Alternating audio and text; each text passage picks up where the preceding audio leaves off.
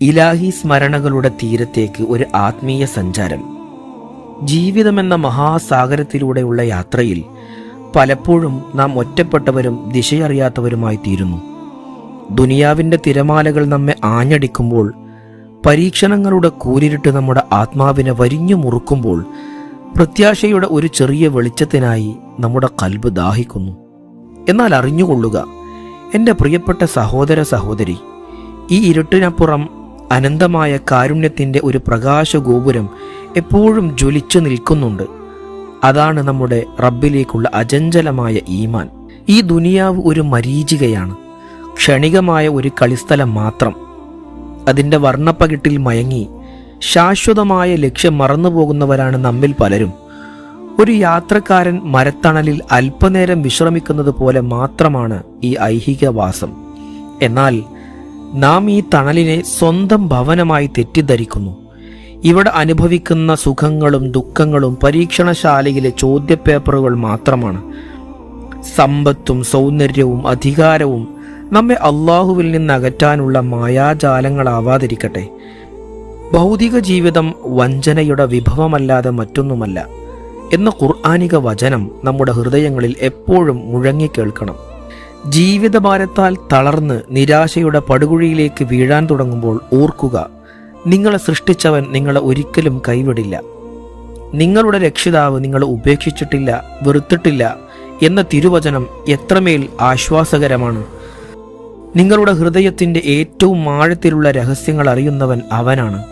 മറ്റാരും കേൾക്കാത്ത നിങ്ങളുടെ നിശബ്ദ രോദനങ്ങൾ, രാത്രിയുടെ യാമങ്ങളിൽ തലയിണയിൽ വീഴുന്ന കണ്ണീർ തുള്ളികൾ എല്ലാം അവൻ കാണുന്നുണ്ട്, കേൾക്കുന്നുണ്ട്. ഒരമ്മ തൻ്റെ കുഞ്ഞിനോട് കാണിക്കുന്നതിനേക്കാൾ എത്രയോ മടങ്ങ് സ്നേഹവും കാരുണ്യവുമാണ് അള്ളാഹുവിന് തൻ്റെ അടിമകളോടുള്ളത്. പരീക്ഷണങ്ങൾ വരുമ്പോൾ പതറിപ്പോകരുത്. അവയെ ക്ഷമയുടെ കവചം കൊണ്ട് നേരിടുക. ക്ഷമയെന്നത് ദൗർബല്യമല്ല, മറിച്ച് വിശ്വാസിയുടെ ഏറ്റവും വലിയ ആയുധമാണ്. അള്ളാഹുവിൻ്റെ വിധിയിലുള്ള പൂർണ്ണമായ തൃപ്തിയാണത്. തീച്ചൂളയിൽ വെന്തുരുകുമ്പോഴാണ് സ്വർണം അതിൻ്റെ യഥാർത്ഥ തിളക്കം കൈവരിക്കുന്നത്. അതുപോലെ പരീക്ഷണങ്ങളുടെ തീച്ചൂളയിലൂടെ കടന്നു പോകുമ്പോഴാണ് ഒരു വിശ്വാസിയുടെ ഈമാൻ കൂടുതൽ കരുത്തുറ്റതാകുന്നത്. നിങ്ങളുടെ ഓരോ വേദനയ്ക്കും ഓരോ തുള്ളി കണ്ണീരിനും പകരമായി അള്ളാഹു കരുതി വച്ചിരിക്കുന്നത് സങ്കല്പിക്കാനാവാത്ത പ്രതിഫലങ്ങളാണ്. തീർച്ചയായും ക്ഷമിക്കുന്നവർക്ക് അവരുടെ പ്രതിഫലം കണക്കില്ലാതെ നൽകപ്പെടും എന്ന വാഗ്ദാനം എത്ര മനോഹരമാണ്. റബ്ബുമായുള്ള ബന്ധം ശക്തിപ്പെടുത്താനുള്ള ഏറ്റവും വലിയ മാർഗം നമസ്കാരമാണ്. സുജൂദിൽ നെറ്റിത്തടം ഭൂമിയിൽ സ്പർശിക്കുമ്പോൾ നിങ്ങളുടെ ആത്മാവ് ആകാശങ്ങളോളം ഉയരുകയാണ്. ലൗകികമായ എല്ലാ സങ്കടങ്ങളും ഇറക്കി വെക്കാനുള്ള ഏറ്റവും സുരക്ഷിതമായ ഇടമാണത്.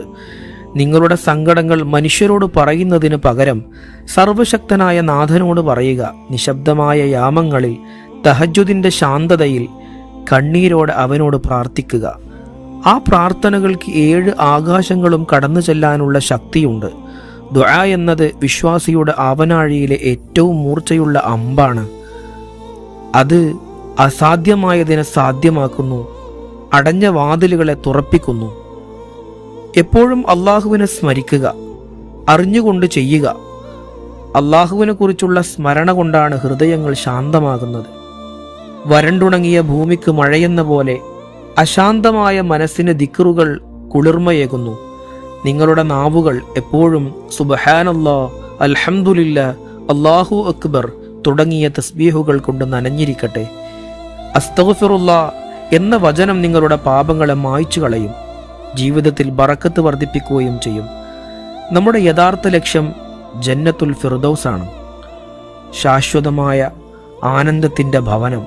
അവിടെ ദുഃഖങ്ങളില്ല, രോഗങ്ങളില്ല, വേർപാടുകളില്ല.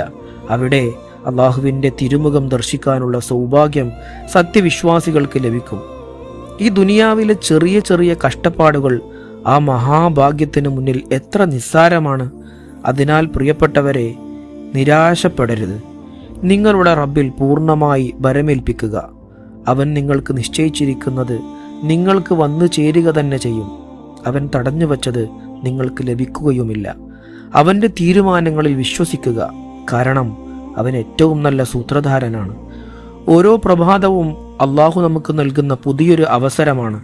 അവനിലേക്ക് മടങ്ങാനും തെറ്റുകൾ തിരുത്താനും നന്മകൾ വർദ്ധിപ്പിക്കാനുമുള്ള അവസരം. ഈ യാത്രയിൽ വീഴ്ചകൾ സംഭവിച്ചേക്കാം, പാപങ്ങൾ ചെയ്തു പോയേക്കാം. എന്നാൽ അള്ളാഹുവിൻ്റെ കാരുണ്യത്തിൻ്റെ വാതിലുകൾ ഒരിക്കലും അടയുന്നില്ല. ആത്മാർത്ഥമായ തൗബയിലൂടെ ഏത് നിമിഷവും നിങ്ങൾക്ക് അവനിലേക്ക് മടങ്ങാം. അവൻ പൊറുക്കുന്നവനും കരുണാനിധിയുമാണ്.